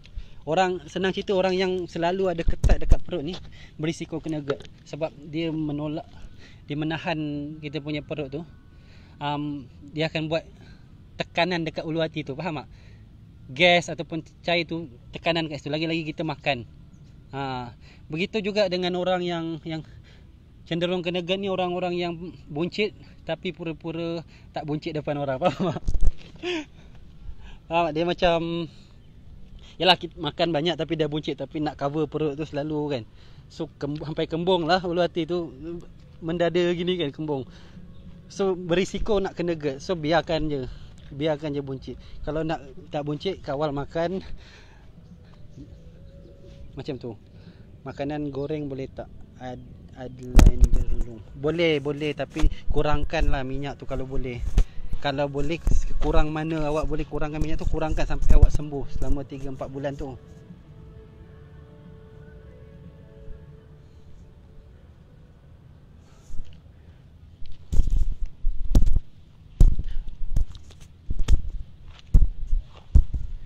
Alright. Ada benda lagi, soalan-soalan tak? Okay, tadi saya banyak cakap pasal reflux kan. So anxiety pun kita kena rawat dulu tau, sebelum kita nak, bukan sebelum, semasa kita berpantang tu kita kena rawat dulu. So rawatan anxiety ni mudah je. Kita kena rawat, kita banyakkan emosi-emosi yang baik kepada diri kita. Kita mudah untuk mendapat emosi yang baik, macam bersyukur, redha, gembira tu dengan mudah. Tak perlu nak jadi susah-susah untuk gembira. So macam tu. Lepas tu kita kena stop mengelamun dulu. Sifat mengelamun tu yang mendorong kita anxiety. Kalau perasan tak, kalau kita mengelamun, kita macam menggunakan otak belakang tu kerap. Begitulah sifat anxiety tu. Kita berjalan pun otak tu berfikir je, tak mampu nak berhenti. Kita kena stop mengelamun tu dulu. Nak stop mengelamun ni pun bukan senang sebenarnya. Ada perkara-perkara yang kalau kita buat, kita cenderung nak mengelamun. Kalau kita tak buat, kita tak mengelamun sangat. Contohnya, kalau saya lah macam basuh pinggan. Kalau basuh pinggan ni kan kat dapur ni sunyi, bukan ada orang. Kalau anak-anak ke isteri kan tak ada kat situ. So basuh pinggan, masak-masak ni, potong bawang, berseorangan, faham? Elakkan benda-benda tu. So kalau dalam tempoh nak berpantang ni, nak sembuh anxiety kan, untuk sampai sembuh je, elakkan buat benda-benda tu. Kalau nak buat pun berteman lah. Kalau boleh gantikan orang. Macam kalau ada emak yang sihat kan, adik-beradik, biar orang ganti buat dulu, cakap elok-elok. Sebab ini supaya saya sembuh secepat, cakap anxiety tu, nanti saya boleh sambung balik kerja tu. So saya ambil masa 3 minggu untuk sembuh anxiety tersebut. Tak mampu nak berhenti berfikir, gelisah kan. Saya elak, memang tak buat langsung lah. Saya elak tak buat langsung benda-benda yang buat saya mengelamun. Okay. Lepas tu saya pergi dekat, ramaikan kediaman di mana kita selalu berada. Ramaikan orang kat situ. Contohnya ada adik-beradik ke kan, kalau bujang lagi, panggil duduk sama, cakap sebab saya ni tak sihat, cakaplah macam mana, bagi tengok video kan, bagi faham macam mana sakit ni. Saya perlukan orang sekeliling kan, supaya tak mengelamun kan. Begitu. Ramaikan adik-beradik ke, mak ke gitu. Tak pun kalau kita bujang, bolehlah kita pergi rumah keluarga kita selama 2-3 minggu gitu, sampai kita sembuh lah kan. Ramaikan, sentiasa ramai kat tepi kita, sebab tu membantu kita untuk tidak berterusan mengelamun, tidak berterusan berfikir kan. Sebab bila ramai, macam-macam PL ada kan, macam-macam PL ada yang kuat bercakap ni, macam tu. Jadi bila kadang-kadang kita marah dengan orang, bergaduh, mesra, gembira kan. Jadi benda tu yang ada sekarang kan, yang live kita hadapi, itu tak apa. Jadi benda tu dipenuhi dalam fikiran kita, tak apa. Tapi yang masalahnya kita berfikir kepada benda-benda yang akan datang kan. Kita tak mampu nak berhenti berfikir pada benda-benda yang akan datang ataupun yang masa lalu. Contohnya aku ni kebas kaki kiri dan tangan kiri. Aku ni mungkin stroke begitu kan. Mungkin stroke. Dia tak mampu nak berhenti tau, nak buang pemikiran tu. Tak habis-habis berhenti. Time mandi fikir benda tu, time melabur fikir benda tu, time berjogging pun fikir benda tu. So itu sebab kita perlukan orang di sekeliling kita. Mahupun waktu kita tidur kan, sampai susah nak tidur. So time saya pergi rumah keluarga kan, saya pergi rumah keluarga dan ada juga keluarga datang ke rumah saya. So bila dorang ni ramai macam-macam PL kan, lepas tu saya pun sedang memang sedar saya kena berhenti mengelamun. Saya kena penuhkan fikiran saya dengan benda-benda yang di hadapan saya hari masa ini. Saya jadi sembuh lah, sebab dorang pun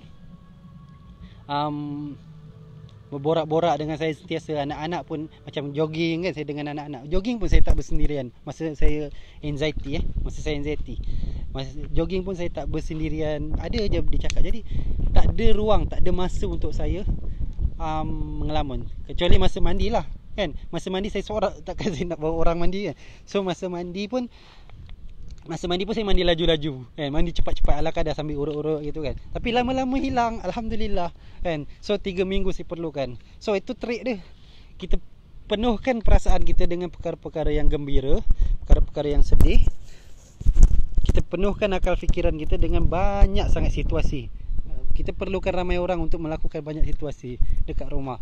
Bergaduh ke, bertekak yang jangan sampai yang tekanan pula kan. Kita tak boleh nak tekanan. Okey. Bertekak lah selalu. Macam-macam lah, berbahas, bergosip ke kan. Tapi buat banyak, positifkan diri kita. Positifkan diri kita supaya kita cepat gembira. Benda-benda kecil yang diborakkan, kalau lucu sikit je kita gembira kan. So macam tu. Dan okay, masa anxiety teruk ni, kita nak senyum pun susah tau. Nak senyum pun susah. Nak tengok lawak pun tak selera. Betul tak? Nak tengok lawak, nak tengok dekat Astro kan banyak lawak pun tak masuk. Macam mana nak sembuh? Andai perlu terpaksa untuk senyum, terpaksa pura-pura untuk gembira, terpaksa pura-pura untuk rasa lawak, buat je. Lama-lama dia akan jadi biasa balik. Sebab itu bukan diri kita sebelum ni kan. Begitu. Andai terpaksa untuk senyum pun, senyumlah walaupun terpaksa. Lama-lama akan biasa. Faham tak? Jangan bagi ruang, jangan bagi muka untuk anxiety tu terus buat kita begitu. Andai terpaksa senyum, pura-pura senyum, pura-pura pun tak apa, lama-lama akan jadi biasa. Macam tu. Betul. Maknanya sibukkan diri dengan aktiviti fizikal untuk elakkan mengelamun. Cara sembuh anxiety atau zikir, sibukkan otak dengan benda lain. Cuba ganti dengan aktiviti hafal surah-surah pendek. Kak Ruh Abdul. Betul. Kalau itu berkesan buat, sebab hafal surah-surah pendek kita buat kita jadi busy kan. Tapi orang anxiety ni dia selalu berfikiran kepada benda-benda yang berat tau. Kadang-kadang time solat pun dia masih memikirkan penyakit dia. Dia masih memikirkan penyakit dia sambil dia selitkan yalah dia solat di hadapan Allah kan, dia padahal dia tengah berdiri ni untuk baca Al-Fatihah, dia berfikir gitu pasal penyakit dia, sempat lagi tu kan. Itu tak boleh. Kita memang kena dekatkan diri pada Allah tu, memang antara kunci dia lah. Kita kena solat ni, kita sakit ni pun ada hikmah dia kan. Kadang-kadang lebih baik kita sakit, sebab masa kita sakit lah kita dekat pada Allah. Masa sihat ni mana nak ingat sangat begitu. Tapi betulkan stigma dan persepsi kita masa kalau kita solat. Memang ramai orang yang bila kena sakit ni dia dekat pada Allah, tapi sebenarnya masa dia solat tu dia banyak fikir kepada benda sakit dia je, berbanding kalau masa dia tak sakit tu dia solat, dia betul-betul dia solat adalah kerana Allah suruh. Kerana Allah suruh, sebab itu memang tuntutan. Bukan kita solat sebab kita sakit. Okay? Jangan kita tanamkan dalam diri kita solat sebab kita sakit. Tapi cuba tanamkan dalam diri kita solat sebab itu tuntutan Allah suruh. Itu memang kewajipan kita. InsyaAllah solat kita tu kan kita takkan selalu, memang saya sendiri masa saya solat saya akan terfikir penyakit saya. Maknanya masa solat tu tanamkan niat tu, memang kita solat ni sebab Allah suruh, sama ada kita sakit ke ataupun kita nak mati sekejap lagi ke, sebab Allah suruh dan tuntutan. Dan kita, Allah tengok kita, dan masa tu kita berdoa lah bila waktunya. Tapi masa bukan waktunya kita kena khusyuk lah solat tu, kita baca Al-Fatihah semua tu kan. So masa solat pun kita tak khusyuk kalau kita masih fikir penyakit kita. So tanam kita punya dalam diri kita tu, kita solat ni adalah kerana Allah, tuntutan Allah, bukan sebab saya sakit. Begitu. Memang kita minta tolong dengan Allah, tapi kalau kita punya stigma, kita punya fikiran tu begitu, kita solat gitu, kita akan asyik berfikir pasal sakit kita macam-macam sampai melalut-lalut lah, terbayang hospital lah kan. Sebab sepatutnya kita solat tak begitu. Faham? Kita kena ubah tu. Saya sendiri lalui ni. Saya cakap begitu sebab masa saya sakit lah, saya makin dekat pada Allah, melakukan amal-amal kan yang saya tinggalkan. Tapi benda tu tak berkesan kepada saya, tak menjadi lagi teruk kepada saya walaupun saya solat. Sebab masa saya solat saya asyik fikir penyakit. So apa yang saya buat sehingga kan solat tu menukarkan saya menjadi lebih baik, iaitu saya solat adalah kerana Allah suruh dan tuntutan. Itu adalah kewajipan saya, sama ada yang saya sekarang berdiri ni sakit ataupun tak, teruk sangat ke tak, mati sekejap lagi ataupun tak, saya kena solat. Mana saya tak perlu fikir pun masa penyakit. Masa saya menghadap Allah, saya hanya fikir saya sebagai hamba Allah yang memang wajib solat. So jangan fikirlah penyakit sangat. So solat kita pun tak khusyuk tau kalau kita sakit, fikir sangat sakit. Orang anxiety ni solat pun memang tak khusyuk.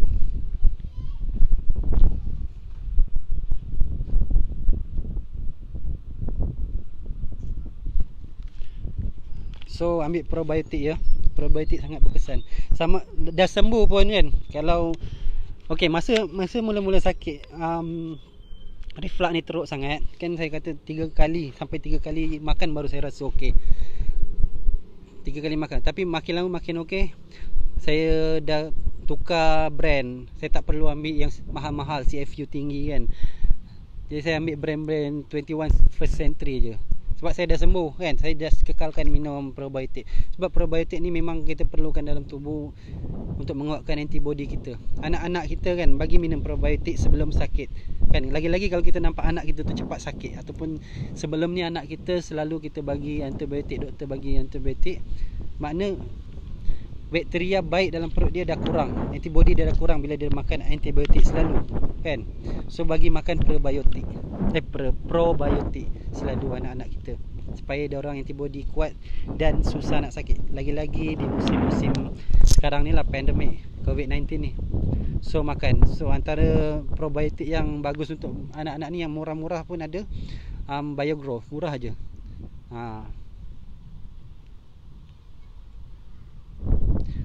Ada Marik, saya dah jawab tadi. Ada ke sebelum ni saya ambil ubat doktor ataupun tak? Saya memang pergi buat check up dengan doktor. Tahulah kan kita sakit anxiety pula, memang kita pergi jumpa doktor tu lega. So doktor bagi saya ubat antacid. Ubat antacid saya sempat makan. Tapi memburukkan keadaan saya sebab saya tak ubah cari dok saya. Ini saya dah sebutkan dalam video awal saya, nanti awak review balik. Tapi ada kali keberapa saya pergi, doktor bagi ubat yang terkawal. Ubat tu omeprazole, ubat PPI. Ada juga pantoprazole kalau tak silap, ubat PPI yang mana sifat dia untuk mengurangkan asid. Adakah saya ambil? Saya tak ambil. Saya tak makan pun ubat tu. Tapi apabila perlu makan, saya akan makan. Saya tak makan ubat tu sebab dia ada kesan sampingan. Okey, masa saya ambil probiotik, saya berpantang ketat. Sometimes ada waktu-waktu ni saya rasa perut saya tak kuat sangat, saya tetap reflux kuat. So masa tu saya akan ambil ubat tersebut, ubat omeprazole tu, sebab dia mengurangkan asid kan. Saya ambil ubat tu dalam tempoh 1 minggu gitu. Sebab saya berpantang pun, saya makan ubat pun, semua cantik saya buat, jaga, tapi tetap reflux. Sebab mungkin saya pada hari-hari tu sebab saya selalu tekanan, mungkin saya selalu keluar kan, terlambat sikit makan, tetap reflux. Saya ambil ubat omeprazole tu 1 minggu lah begitu. So tapi bila saya elok kan, saya tak akan makan, saya stop pula makan. Begitu. Saya bukan ambil setiap masa. Sebab ubat ni ada kesan sampingan dia, dan sifat ubat ni memang dia membantu sahaja. kita yang dalam sakit ni, yang jenis ni reflux ni, kita yang kena kawal dan ubah semua tu. Ubat tu membantu saja. Kita tak boleh ambil dia masa berpanjangan sebab dia punya efek sampingan. Dan kalau kita ambil, kita tak kawal pemakanan kita, cara makan dan menu yang saya cakap semua tadi tu, kita hanya dapat efek sampingan dia, bad effect, side effect dia, bukan kita dapat kebaikan dia. Macam tu. So jawapan ni saya ambil bila perlu. Bila saya dah kawal semua cantik tapi saya tetap reflux, baru saya akan ambil ubat tersebut. Begitu. Biasa 2-3 hari, kadang-kadang 1 minggu. So macam tu. Ada sekali tu 1 minggu saya makan, sebab dia mengurangkan asid tau. Mengurangkan asid, sedangkan asid tu diperlukan untuk perut kita untuk menghadam makanan tu dengan baik, supaya dicernakan dengan baik. Jadi 1 minggu tu saya makan berterusan, saya punya penghadaman tak bagus. Jadi saya stop. Saya tahu kenapa saya stop. Penghadaman saya tak bagus, di mana penghadaman saya tak bagus sampaikan saya jadi buasir. Faham? Saya stop dan saya kekal. Saya perbaiki lagi saya punya cara makan dan cara hidup. Saya kurangkan keluar rumah, lambat makan gitu. Dan saya stop ubat tu, sebab ubat tu ada efek sampingan. Memang dia mengurangkan asid. So saya stop. Sebab saya punya penghadaman jadi tak bagus, saya jadi buasir. Gitu. Bila dah buasir, alang-alang saya cerita buasir ni, ubat buasir tak perlulah nak susah-susah cari siput gondang ke apa kan. Kalau kita duduk dekat bandar, kalau ada farmasi, pergi beli kat farmasi, ubat farmasi. Dalam 2 hari 3 hari dah hilang dah buasir tu. Faham? Macam tu. Beli ubat tu dah berkesan. Tapi kalau ada siput tu berkesan, ambil lah. So sebab alang-alang saya cerita pasal buasir ni lah kan. Sebab dekat grup ni saya tahu ramai yang orang ada masalah penghadaman sekali. Penghadaman. Kalau ada buasir tu, pergi beli dekat farmasi, ada ubat makan tau. Ubat makan sangat berkesan. Kecut. Macam tu. So itulah jawapan dia untuk ubat-ubat.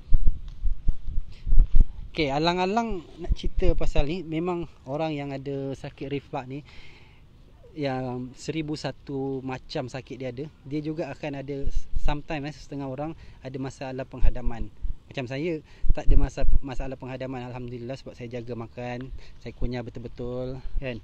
Tapi bila saya makan ubat je baru saya ada masalah penghadaman, sebab saya mengurangkan asid. Okey, kalau apa pemakanan yang bagus untuk penghadaman ni adalah macam korang kena makan jugalah. Kalau korang boleh terima macam mangga yang dah masak, yang manis-manis, bukan mangga yang masam-masam tau.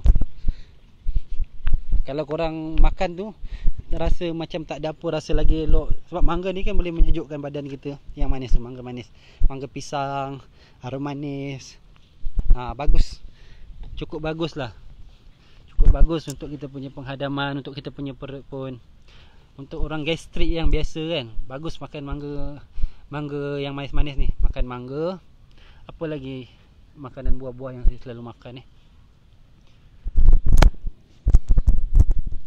Orang kata betik pun bagus, tapi saya tak ambil lah. So saya tak berani nak saran. Orang kata betik ni pun bagus untuk otot. Betik ni bagus untuk otot kita dan penghadaman kita. Kan katup di atas perut kita tu, esophagus tu, yang sepatutnya tertutup tu, sifat dia macam dubur. Macam dubur, iaitu otot. Dia kena kuat. So antara yang bagus tu sebenarnya betik kan. Tapi kalau korang tak boleh terima, tak payah, korang try dulu. Kalau tak okey, tak ya, pergi try mangga pula gitu kan. Ikut penerimaan masing-masing. Macam saya amalkan makan mangga setiap hari sebab saya rasa bagus sangat. Lepas tu kan kita berpantang makanan tak sedap. Yalah, makanan kita kurang sedap sangat kan. So kena cari banyak benda yang okey dan sedap untuk kita. Janganlah pergi cari rendang ke, masak asam pedas ke, dan confirm tak boleh. So saya dalam masa tu saya tak nak tekanan sangat, saya pergi carilah benda-benda yang boleh. Antaranya yang saya amalkan mangga. Mangga ni sedap sangat. Setiap hari saya makan mangga. So penghadaman saya pun cantik. So mangga biasa, mangga pisang dengan mangga harum manis lah. Okey. Betul. Betul, mangga sangat bagus. Dok pun cakap. Betul, ambil mangga. Masa kebetulan musim mangga pula kan, memang setiap hari saya makan mangga. Mana tak boring sangat lah kita berpantang kan. So makanan lain-lain apa yang saya ambil samping-sampingan yang bagus, antaranya adalah kismis. Kismis ni bagus untuk orang yang ada reflux dan orang yang ada anxiety. Tahu tak kismis tu? Kismis senang kita nak dapat, tak adalah mahal sangat. Dia bagus untuk kita punya anxiety dan bagus untuk kita punya reflux. Malahan kismis ni bagus untuk orang yang ada masalah jantung, darah tinggi kan. Masalah anxiety pun of course lah, sebab kismis ni bagus untuk otak kita.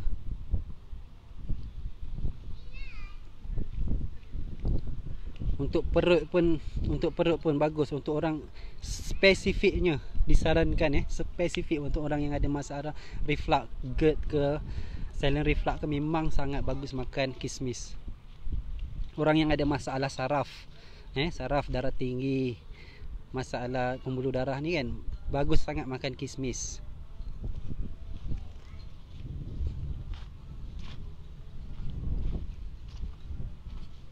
Betul. Satu lagi, kita selalu mengunyah-ngunyah tu bagus sangat untuk dekat muka kita ni, banyak saraf tau. Dekat muka, belakang telinga kita mengunyah-ngunyah tu bagus sangat. 1001 kebaikan kismis ni untuk orang yang ada reflux dan orang yang ada anxiety. So dah lah murah, ambil kismis tu, selalu makan. Hana Razak, makanan berasaskan tepung betul ke tak boleh makan? Saya dah cakap tadi Hana, tepung tu adalah gluten. So kalau korang berpantang dengar dari awal video ni, memang korang kena stok dalam 3-4 bulan ambil makanan yang bertepung gitu. Ada juga ini sekadar info tambahan kalau korang boring, tekanan sangat berpantang kan, nak sometimes makan kuih ke masak-masak kan, korang boleh beli tepung tanpa gluten dekat Shopee. Korang buat tepung tanpa gluten, yeast tanpa gluten pun ada. Lepas tu korang boleh buat donat, pakai pula gula stevia. So settle. Dekat Shopee ada jual tepung tanpa gluten. Alah, 3 bulan kan kita berpantang, mungkin nak juga sekali-sekala makan donat kan, boleh lah. So macam tu. Dekat Shopee ada jual tepung tanpa gluten, yeast tanpa gluten, dan gula dia korang pakai stevia. So no problem. Zaman sekarang kita mudah nak sembuh lah. Syukur Alhamdulillah kita ada internet, kita boleh berkongsi ilmu kan. Dan kita pun cenderung boleh pandai buka Facebook, buka orang punya live, kita buka orang punya video. Cuma yang orang-orang yang tertentu tu mungkin ada yang kurang bernasib baik tu, ada yang sehingga meninggal dunia pun dia masih tak sembuh lagi, sebab dia tak faham penyakit dia macam mana kan. Sedangkan penyakit ni kita boleh sembuh sebenarnya. Lagi buruk kalau ditambah dengan benda-benda mistik kan. Bukan kita tak percaya, tapi jangan bebankan dulu. Cuba sembuh dengan cara ni kan. Sebab sakit kita ni nyata, sakit kita nyata, dalam sains dia nyata kan. Dan logik logik sains dia. Jadi kita try dulu semua ni. Kalau tak boleh kan, kalau macam ada gangguan-gangguan, bolehlah baru kita buat rawatan-rawatan lain.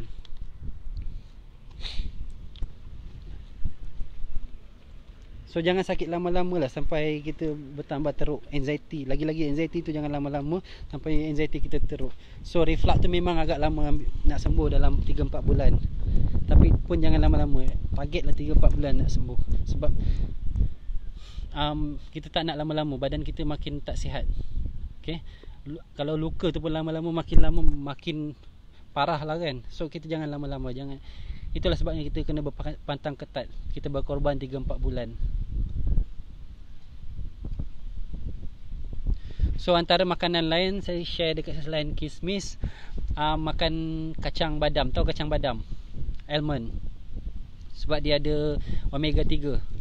Saya sebenarnya tak ambil suplemen omega 3 secara farmasi kan. Saya tak ambil. Saya just makan. Daripada telur kita boleh dapat omega 3, daripada kacang badam. Kacang badam mahal sikit lah, pun bagus. Lagi-lagi kita pelbagaikan makanan kita kan. Macam saya jalan naik kereta kan, gigit-gigit kacang badam, bagus. Bagus untuk orang GERD.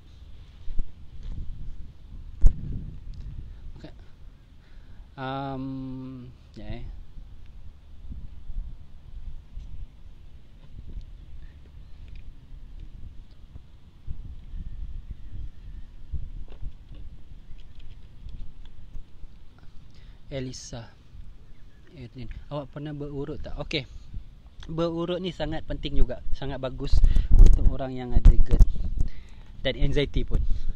Untuk orang yang reflux dan anxiety. Sebab dia boleh membuang angin gitu. Tapi dengan satu syarat, apabila mengurut jangan duk teran-teran. Jangan cenderung bagi biasa angin tu naik ke atas dan katuk tu biasa terbuka sendawa. Jangan biasakan dia, sistem dia buang angin melalui atas.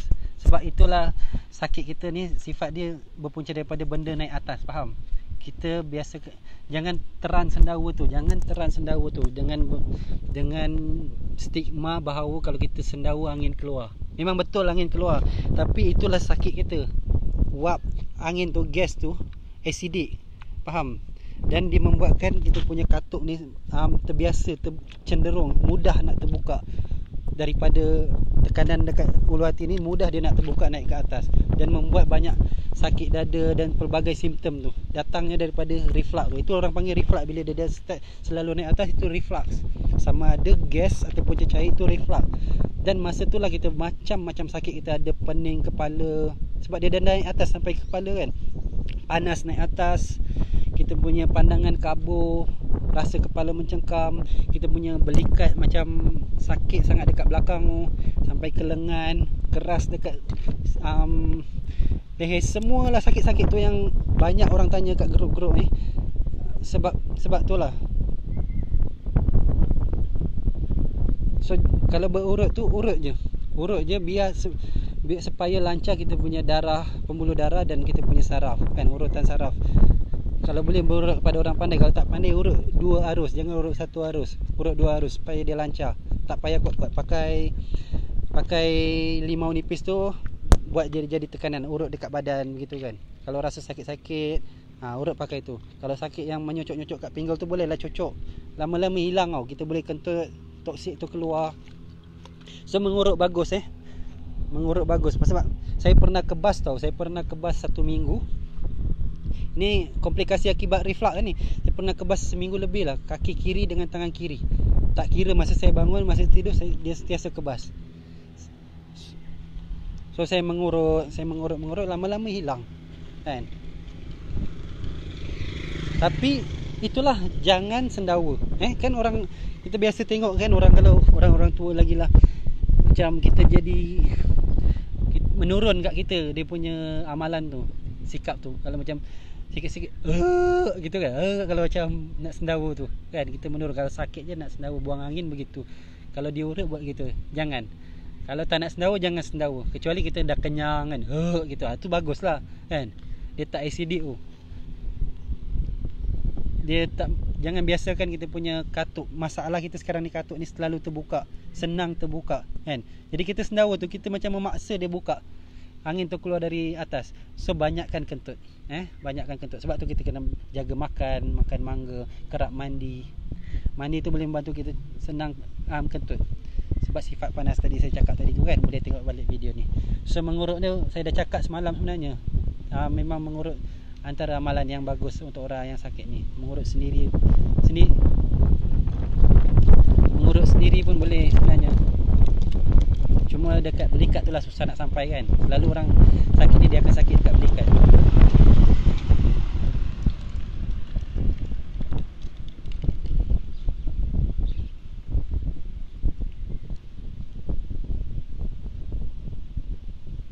Sengkuang boleh makan tak? Saya tak pasti, so saya tak sarankan lagi lah. Boleh try ataupun buat research dulu, sengkuang angin ke macam mana kan. Sengkuang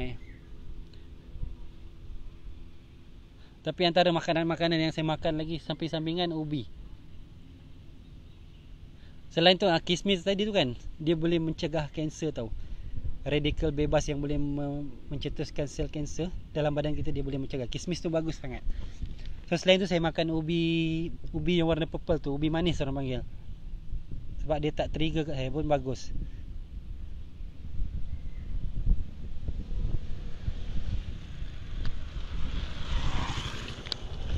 Alright, saya terlupa. Antara yang bagus korang makan adalah yogurt. Tahu yogurt yang bukan Yakult tau, bukan minuman kultur tu. Ambil yogurt ni yang asli. Yogurt asli ni dia ada probiotik. Kan kita perlukan banyak probiotik dalam badan yang mencukupi. So yogurt ni ambil yang tak ada gula dan tak ada pengawet. So saya biasa ambil brand Yara. Yara dia ada bendera New Zealand. Dia bau dia pun tak ada, memang bukan ada tambahan benda untuk mewangikan, tak ada, memang bau piau punya, tapi rasa dia sedap dan segar. So saya akan letak stevia biasanya sebab dia tak ada gula. Okay, kita kan kena stok gula. Saya letak stevia. Sangat bagus untuk orang yang ada GERD ni, sebab dia boleh menguatkan dia ada probiotik dalam dia. Siap ada tulis lagi berapa CFU, 90 bilion CFU untuk brand Yara. CFU dia. So saya ambil yogurt. Kalau macam sekarang macam dah nak sembuh dulu kan, dah ujung-ujung nak habis pantang tu, dah nak sembuh, macam saya dah tukar kepada probiotik murah-murah je kan, yang tak kuat sangat. Saya ganti kepada, antaranya tambahan saya ambil yogurt lah. Okay? Kalau saya makan, saya ada termakan pantang sometimes macam perut nak kembung tu kan, makan yogurt dia siap bunyi-bunyi, macam yogurt bekerja lah kat perut kita, krok-krok gitu, tapi kita tak sendawa. So ambil yogurt bagus sebab dia ada probiotik.